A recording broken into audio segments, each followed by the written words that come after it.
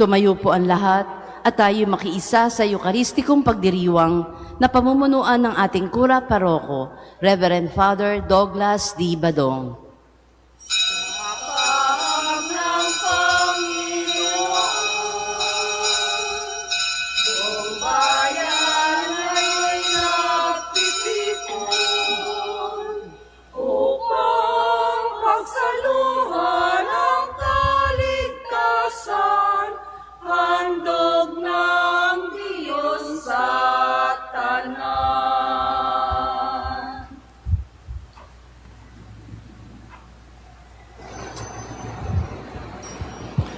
Sa ngalan ng Ama at ng Anak at ng Espiritu Santo. Amen. Ang pagpapala ng ating Panginoong Hesus Kristo, ang pag-ibig ng Diyos Ama, at ang makikipagkaisa ng Espiritu Santo naway sumainyong lahat. At sumainyo rin. Ngayon po ay ginugunita natin ang kapistahan ni Apostol Santo Tomas. Mga kapatid, aminin natin ang ating mga kasalanan upang tayo'y maging marapat gumanap sa banal na pagdiriwang. Inaamin ko sa makapangyarihang Diyos at sa inyo mga kapatid, na lubha akong nagkasala sa isip, sa salita at sa gawa, at sa aking pagkukulang. Kaya isinasamo ko sa mahal na Birheng Maria, sa lahat ng mga anghel at mga banal, at sa inyo mga kapatid, na ako'y panalangin sa Panginoong ating Diyos. Kaawaan tayo ng makapangyarihang Diyos, patawarin tayo sa ating mga kasalanan, at patnubayan tayo sa buhay na walang hanggan. Amen. Panginoon, kaawaan mo kami. Panginoon, kaawaan mo kami. Kristo, kaawaan mo kami. Kristo, kaawaan mo kami. Panginoon, kaawaan mo kami. Panginoon, kaawaan mo kami. Papuri sa Diyos sa kaitaasan at sa lupa'y kapayapaan sa mga taong kinalulugdan niya. Pinupuri ka namin, dinarangal ka namin, sinasamba ka namin, ipinagbubunyi ka namin, pinasasalamatan ka namin, dahil sa dakila mong angking kapurihan. Panginoong Diyos, Hari ng langit, Diyos amang makapangyarihan sa lahat, Panginoong Hesus Kristo, bugtong na anak, Panginoong Diyos, Kordero ng Diyos, anak ng Ama. Ikaw na nag-aalis sa mga kasalanan ng sanlibutan, maawa ka sa amin. Ikaw na nag-aalis sa mga kasalanan ng sanlibutan, tanggapin mo ang aming kahilingan. Ikaw na naluluklok sa kanan ng Ama, maawa ka sa amin. Sapagkat ikaw lamang ang banal, ikaw lamang ang Panginoon, ikaw lamang o Jesucristo ang kataas-taasan, kasama ng Espiritu Santo, sa kadakilaan ng Diyos Ama. Amen. Manalangin tayo. Ama naming makapangyarihan, loobin mong aming maipagdiwang ang kapistahan ni Apostol Santo Tomas upang matuwangan niya kami sa pagdalangin kami magkamit ng buhay sa ngalan ng kanyang kinikilalang Panginoon na si Hesus Kristo, kasama mo at ng Espiritu Santo magpasawalang hanggan. Amen.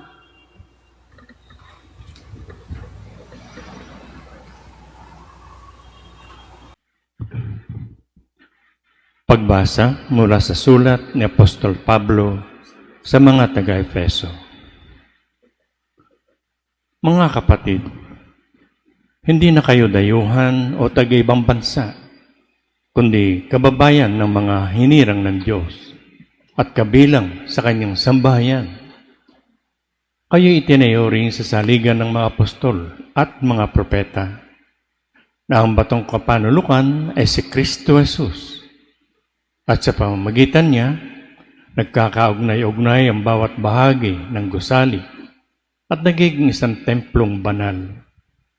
Dahil sa inyong pakikipag-isa sa Kanya, kayo may kasama nilang naging bahagi ng tahanan ng Diyos sa pamamagitan ng Espiritu Santo.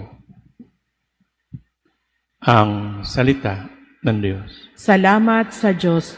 Ang tugon po sa bawat saknong ng salmo, humayot dalhin sa tanan, mabuting balitang aral. Ulitin po natin, humayot dalhin sa tanan, mabuting balitang aral.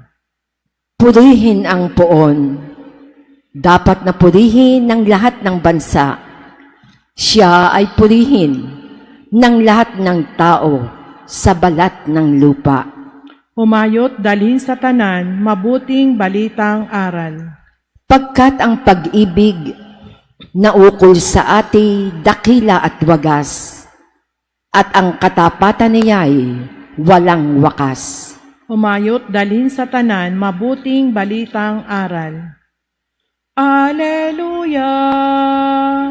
Hallelujah! Hallelujah! Mapalad at maligaya ang sumasampalataya sa di nakita ng mata. Alleluia! Hallelujah! Hallelujah! Sumainyo ang Panginoon. At sumainyo rin. Ang mabuting balita ng Panginoon ayon kay San Juan. Papuri sa iyo, Panginoon. Si Tomas na tinaguri ang kambal, isa sa 12, ay hindi nila kasama nang dumating si Jesus. Kaya't sinabi sa kanya ng ibang alagad, "Nakita namin ang Panginoon." Sumagot si Tomas, "Hindi ako maniniwala hanggat di ko nakikita ang butas ng mga pako sa kanyang mga kamay at naisusuot dito ang aking daliri at hanggat hindi ko na ipapasok ang aking kamay sa kanyang tagiliran." Makalipas ang 8 araw, muling nagkatipon sa loob ng bahay ang mga alagad, kasama nila si Tomas. Nakapinid ang mga pinto. Ngunit pumasok si Jesus at tumayo sa gitna nila. Sinabi niya, "Sumainyo ang kapayapaan." Saka sinabi kay Tomas, "Tingnan mo ang aking mga kamay at ilapit dito ang iyong daliri. Ipasok mo ang iyong kamay sa aking tagiliran. Huwag ka nang mag-alinlangan, maniwala ka na." Sumagot si Tomas, "Panginoon ko at Diyos ko." Sinabi sa kanya ni Jesus, "Naniniwala ka na ba sapagkat nakita mo ako? Mapapalad ang mga naniniwala kahit hindi nila ako nakita."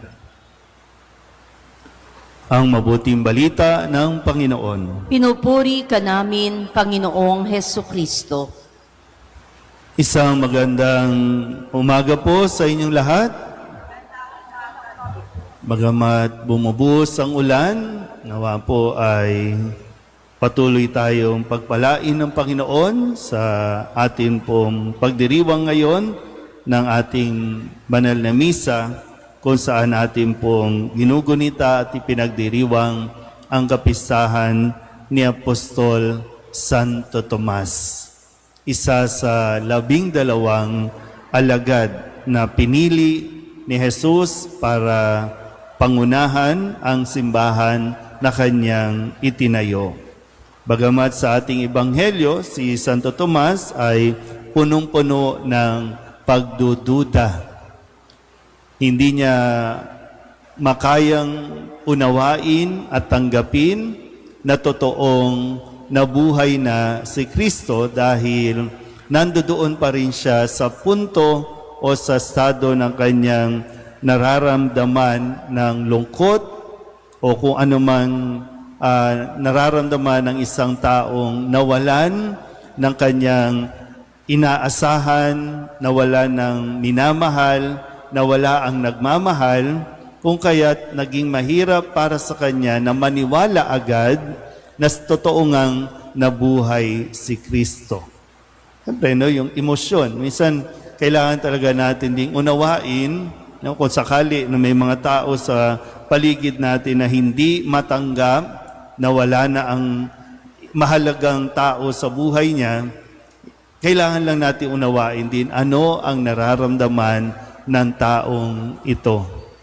Dahil kay Tomas, marahil naunawaan naman ni Jesus kung bakit siya nagdududa at kung paanong sinabi niya na hindi siya maniniwala hanggat walang pruweba, hanggat hindi niya nakikita yung mga palatandaan, yung butas sa kanyang kamay, yung hiwa sa kanyang tagiliran. At ito ay ipinagkaloob ni Jesus sa kanya para lang mas lalong mapalakas siya. Hirin niyo, minsan talagang may mga pangyayari sa buhay natin na hinahayaan ng Diyos na maranasan natin dahil para sa paghahanda sa isang mas mabigat na responsibilidad. Sa una, nagduda si Santo Tomas, pero matapos na ipakita mismo ni Jesus sa kanya ang kanyang hinahanap, ang kanyang hinihingi, mas naging matibay na si Santo Tomas. Kung kaya't siya ay naging isa sa mga haligi din ng ating pananampalataya na katulad ng maraming tao nagdududa. Totoo bang may Diyos? Hindi ako maniniwala hanggat hindi ko nakikita. Pero be careful of what you wish. Baka makita mo nga si Kristo, pero hindi mo makapiling si Kristo. Marami rin sa atin nagdududa, totoo bang may impyerno? Maghintay ka, baka makita mo ang impyerno at maranasan mo mismo ang impyerno. Di ba? Marami tayo. No? Although, ang kagandahan lang, kung may pagdududa, sinasaliksik mo. Kung may pagdududa, inaalam mo at pinalalalim mo. Kumbaga, nag-iimbestiga ka at kung matuklasan mo naman na totoo at yung katotohanan, ang hamon sa ating katulad ni Santo Tomas, mas maging matatag nawa tayo. Marami pa tayong hindi nauunawaan o naiintindihan pagdating sa ating pananampalataya. Pero hindi sagot ang paglayo, ang pag-alis, o ang paglipat sa ibang pananampalataya para mahanap mo ang sagot sa iyong mga pagdududa. Isang magandang katangian kasi ni Tomas, no?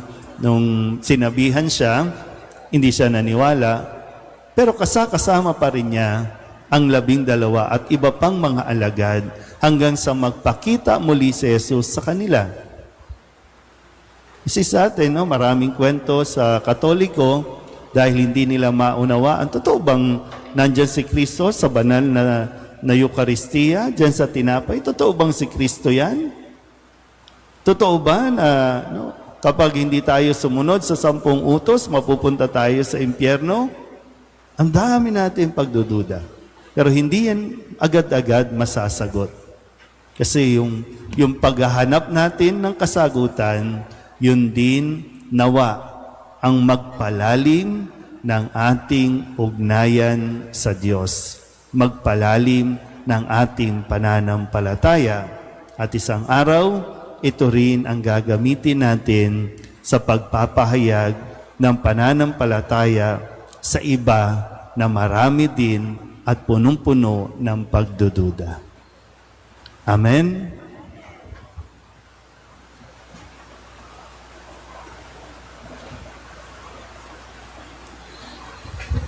Taglay ang pananampalataya ni Kristong muling nabuhay na ang mga sugat ang tanda ng kanyang tagumpay. Ilapit natin ang ating mga kailingan sa Ama ng habag. Ang ating pong itutugon, Panginoon, dinggin mo ang aming panalangin. Panginoon, dinggin mo ang aming panalangin. Bilang isang simbahan, naway hindi tayo magkulang sa pagpapahayag ng ating pananampalataya sa mga taong hindi sumasampalataya. Manalangin tayo sa Panginoon. Panginoon, dinggin mo aming panalangin. Ang simbahan sa Asya, naway magkaroon ng paglago. Manalangin tayo sa Panginoon. Panginoon, dinggin mo aming panalangin. ang mga nakalugmok sa pagiging makasalanan at kawalan ng pananampalataya, naway mapangibabawan ang kanilang pag-aalinlangan at yakapin ang tunay na pananampalataya. Manalangin tayo sa Panginoon. Panginoon, dinggin mo ang aming panalangin.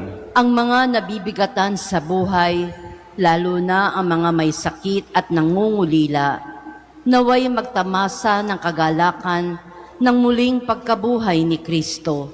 Manalangin tayo sa Panginoon. Panginoon, dinggin mo ang aming panalangin. Ang mga namayapang tapat sa Panginoon, naway makabahagi sa kaluwalhatian ng buhay ng walang hanggan. Manalangin tayo sa Panginoon. Panginoon, dinggin mo ang aming panalangin. Idulog din natin sa Panginoon ang ating mga personal na kahilingan, mga panalangin para sa ating mga pamilya, kasama din ang mga kahilingan ng mga nanonood sa online. Lahat ng mga misang pasasalamat, special na intensyon, agarang paggaling ng mga may sakit, at ang lahat ng mga kaluluwa, niniling na ipagdasal sa misang ito.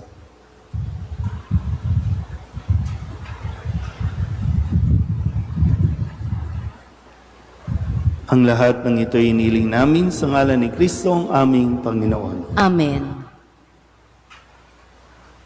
Kunin at tanggapin ang alay na ito, mga biyayang nagmula sa pagpapala mo.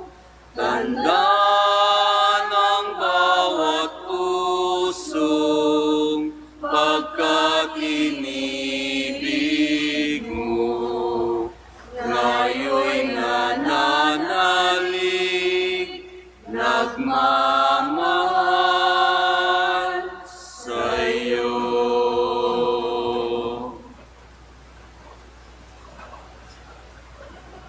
Manalangin kayo mga kapatid upang paghahain natin ay kalugdaan ng Diyos amang makapangyarihan. Tanggapin nawa ng Panginoon itong paghahain sa iyong mga kamay, sa kapurihan niya at karangalan, sa ating kapakinabangan at sa buong sambayanan niyang banal. Ama naming lumikha, inihain namin ang aming paglalingkod. Kalakip ang dalangin itaguyod mo ang iyong mga kaloob sa amin.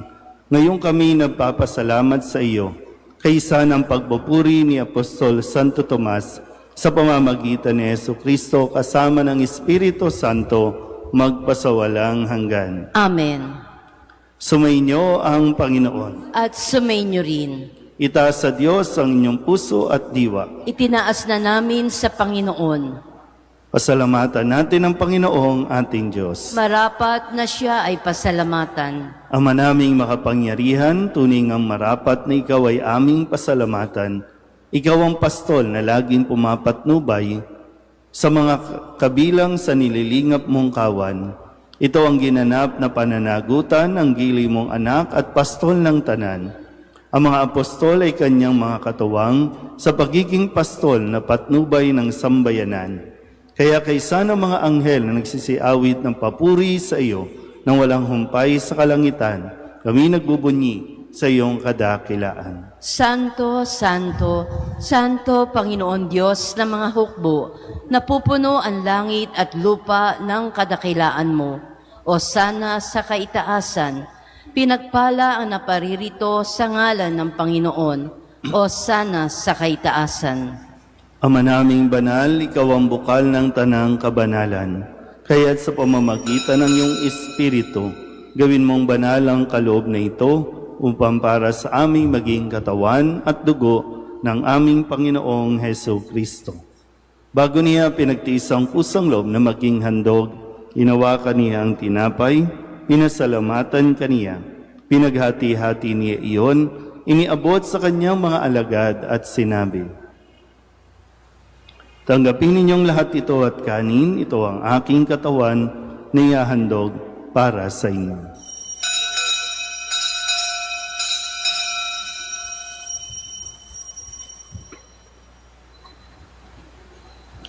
Gayun din naman nung matapos ang hapunan, inawakan niya ang kalis, muli kaniyang pinasalamatan. Iniabot niya ang kalis sa kanyang mga alagad at sinabi, "Tanggapin ninyong lahat ito at inumin. Ito ang kalis ng aking dugo, ng bago at walang hanggang tipan. Ang aking dugo na ibubuhos para sa inyo at para sa lahat sa ikapagpapatawad ng mga kasalanan. Gawin ninyo ito sa pag-alaala sa akin."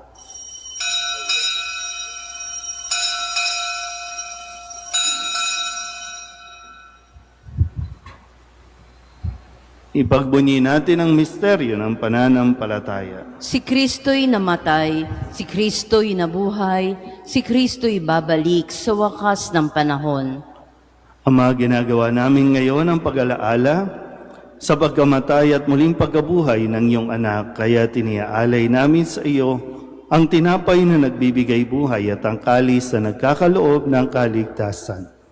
Kami napapasalamat dahil kami iyong minarapat na tumayo sa harap mo para maglingkod sa iyo.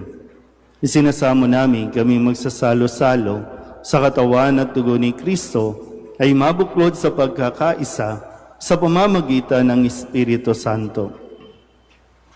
Ama, lingapin mo ang iyong simbahang laganap sa buong daigdig. Puspusin mo kami sa pag-ibig kay San Leon na aming Papa at ni Jose na aming Obispo at ng Tanang Kaparian. Alalahanin mo sina John at Roselito na tinawag mo mula sa daigdig na ito. Nung sila'y binyagan, sila'y nakaisa ni Kristo sa pagkamatay. Ngayon sila'y pumanaw, naway makaisa sila ni Kristo sa pagkabuhay. Alalahanin mo rin ang mga kapatid naming nahimlay na may pag-asang sila'y muling mabubuhay, gayon din ang lahat ng mga pumanaw. Kawaan mo sila at patuloyin sa iyong kaliwanagan. Kawaan mo at pagindapating kaming lahat na makasalo sa iyong buhay na walang wakas. Kaysa ng mahal na Birheng Maria na Ina ng Diyos, ng kabiyak ng puso niyang si San Jose, kaysa ng mga apostol at ng lahat ng mga banal na namuhay dito sa daigdig ng kalugod-lugod sa iyo, may pagdiwang nawa namin ang pagpupuri sa kararangal mo sa pamamagitan ng iyong anak na aming Panginoong Heso Kristo.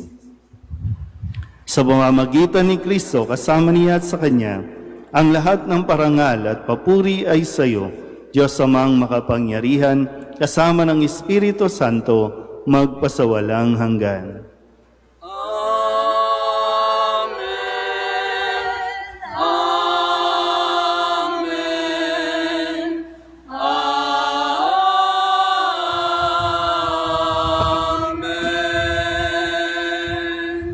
Sa tagabili ng mga nakagagaling na utos at turo ni Jesus sa Panginoon natin at Diyos, ipahayag natin ang lakas loob. Ama namin, sumasalangit ka, sambahin ang ngalan mo, mapasa amin ang kaharian mo, sundin ang loob mo dito sa lupa para nang sa langit. Bigyan mo kami ngayon ng aming kakanin sa araw-araw at patawarin mo kami sa aming mga sala, para ng pagpapatawad namin sa nagkakasala sa amin. At huwag mo kaming ipahintulot sa tukso at iadya mo kami sa lahat ng masama. Hinihiling namin kami iadya sa lahat ng masama, pagkalooban ng kapayapaan araw-araw, iligtas sa kasalanan at ilayo sa lahat ng kapahamakan, samantalang aming pinananabikan ang dakilang araw ng pagpapahayag ng tagapagligtas naming sa Heso Kristo. Sapagkat iyo ang kaharian at ang kapangyarihan at ang kapurihan magpakailanman. Amen. Panginoong Heso Kristo, sinabi mo sa iyong mga apostol, kapayapaan ang iniiwan ko sa inyo, ang aking kapayapaan ang binibigay ko sa inyo. Tunghayan mo ang aming pananampalataya at huwag ang aming mga pagkakasala. Pagkalooban mo kami ng kapayapaan at pagkakaisa ayon sa iyong kalooban, kasama ng Espiritu Santo, magpasawalang hanggan. Amen. Ang kapayapaan ng Panginoon ay laging sumainyo. At sumainyo rin. Magbigayan tayo ng kapayapaan sa isa't isa.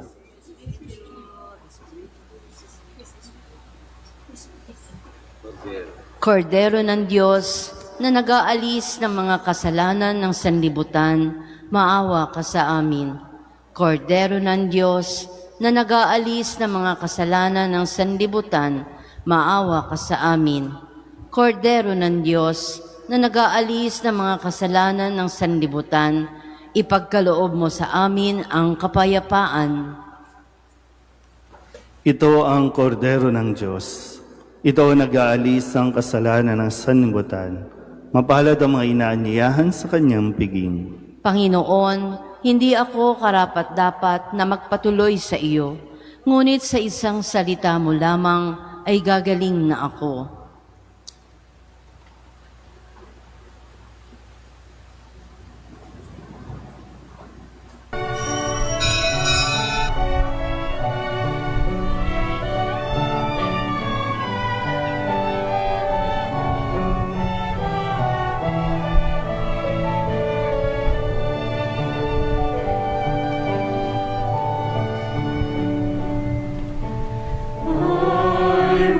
Listen to the Lord, will listen to the voice of His people, serve them with all my heart.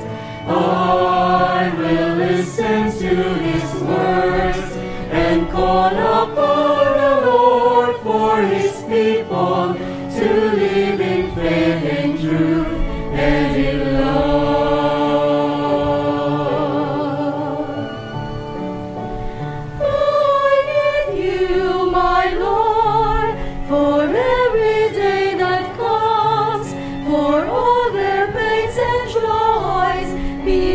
To understand, they may seek you, my Lord, and reach into your hands. May you comfort their sorrows and heal their wounded hearts. I will listen to the Lord, will listen to the voice of His people, serve them with all my heart.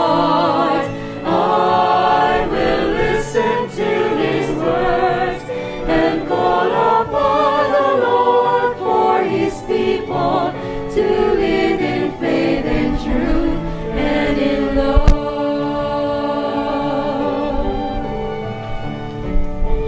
I commend you, my Lord, show them your truth and love. When darkness overs them, your light shines from above. I will be there, my Lord, to lead at your command. Together at one table, feed them the bread of love.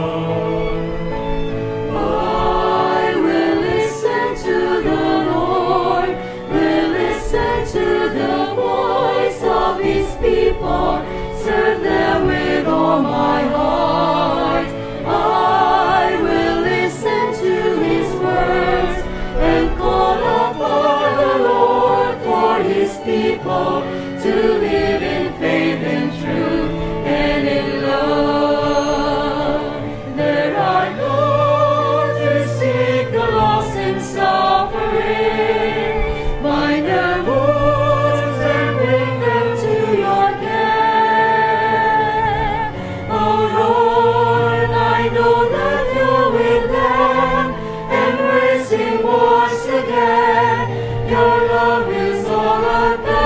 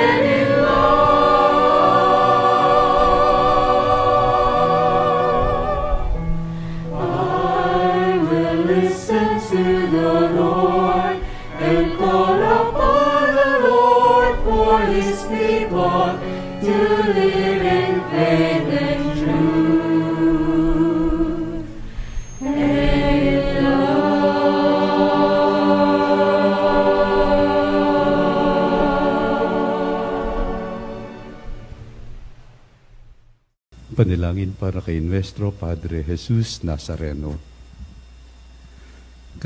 Katamis-tamisang naming mahal na Poong Jesus Nazareno, Diyos at manunubos ko, na naglalakbay sa kalbaryong pasan-pasan mo ang krus na nagpagpapakuan sa iyo.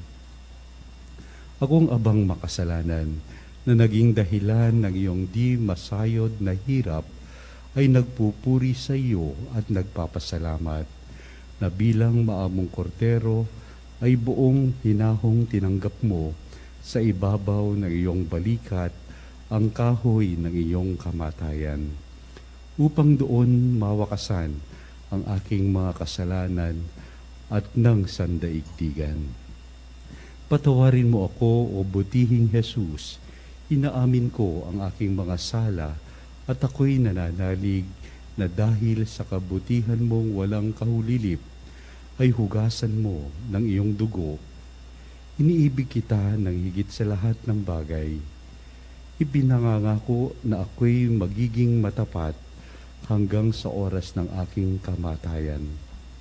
Patnubayan mo ako, Diyos ko, ng iyong biyaya at ihatid mo ako sa landas ng iyong mga utos, diyan sa iyong langit na kaharian.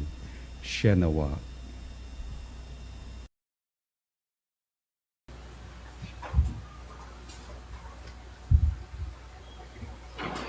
Magsitayo. Manalangin tayo. Ama naming mapagmahal, ngayon kami nagsalo sa katawan ng buktong na anak mo. Mapanaligan nawa namin siya kaysa ni Apostol Santo Tomas. Maipahayag nawa namin siya'y Panginoon at Diyos.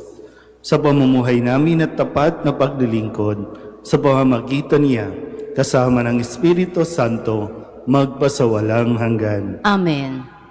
Sumainyo ang Panginoon. At sumainyo rin. At pagpalain kayo ng makapangyarihang Diyos, Ama at Anak, at Espiritu Santo. Amen. Tapos sa banal na misa, umayo tayo sa kapayapaan ni Kristo. Salamat sa Diyos. Magandang umaga po.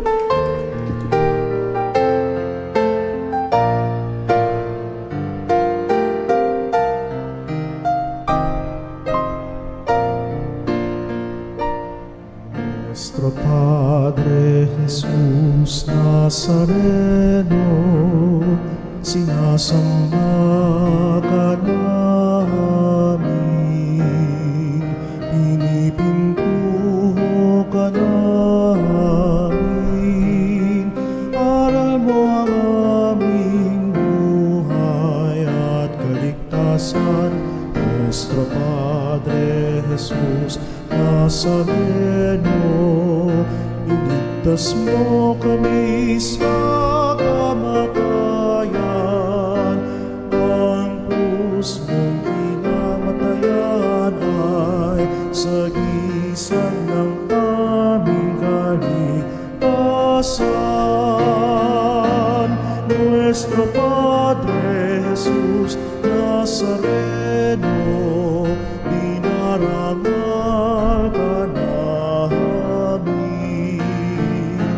Nuestro Padre Jesus Nazareno, minulwalhati ka namin. Nuestro Padre Jesus Nazareno, dinarangal ka namin. Nuestro Padre Jesus Nazareno,